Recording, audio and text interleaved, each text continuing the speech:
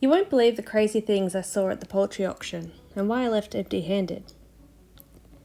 So I decided to check out a local poultry auction. I thought it'd be a fun experience, maybe even bring home some chickens.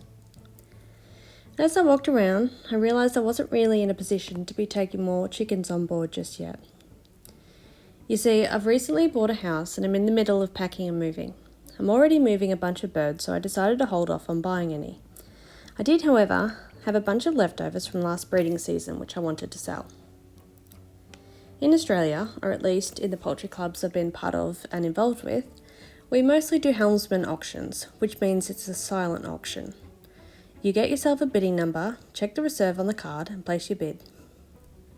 We had 2 hours from start of bidding to the end of the auction, so I used the time to admire the poultry and plan future breeding. I decided to change my duck breeding plan to Rowan Clare ducks for their size and the fact that they're an extremely endangered breed in this country. One of the best parts about poultry auctions is finding people with similar interests to yourself and striking up a conversation.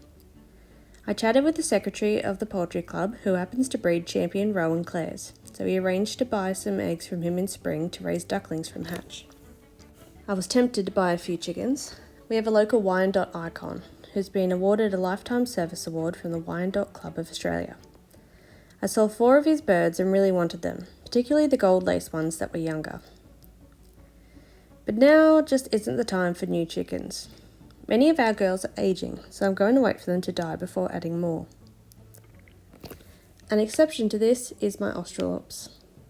Because I've been building my breeding stock for next year's show season, I've bought 4 new Australorps this year for a total of 7 birds. This will be my limit. I saw these girls, which look at first glance to be useful Australorps, but I thought I'd tell you why I didn't buy them. One of them has a comb with very few serrations. The standard calls for 4 to 6 even serrations. The other girl was nice enough and had the correct number of serrations, but her type was off. In poultry breeding, type refers to the shape or silhouette of a bird. Oftentimes, the breed standard isn't 100% clear on the desired type, but joining a Facebook group devoted to your breed of choice will help you to learn about your breed's type, because the members will be more than happy to help you grade the quality of your birds. Australorps need to have a sloped back, which travels down from the neck to the midpoint of the back before sloping upwards. This girl's back was quite flat. By far the most popular birds there was this peacock. He had a bid on him before bidding even commenced, which was a bit unfair. The only problem with them and these geese is the fact that they are extremely loud, and there's no real great elegant way to keep them quiet. I was incredibly impressed by the trio of Sumatras, which were for sale since they're a very rare recent import to the country. In the end, I walked away empty-handed. You know what, that's okay.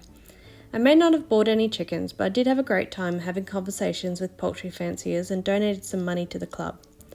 Unfortunately, none of my birds sold. I did have a bid on one pen, but the bidder committed the cardinal sin of poultry auctions. They changed their bid and then completely scratched it out. The number 1 rule of poultry auctions is don't change your bid. Thanks for watching the video. Don't forget to subscribe to the channel for more content like this. In the next couple of weeks, I'll upload the 3rd and final installment of my breed series, the hard feather category. Until then, please feel free to catch up on some of my older videos if you'd like to know more about chickens or even duck. Until then, please enjoy the rest of my vision from the poultry auction.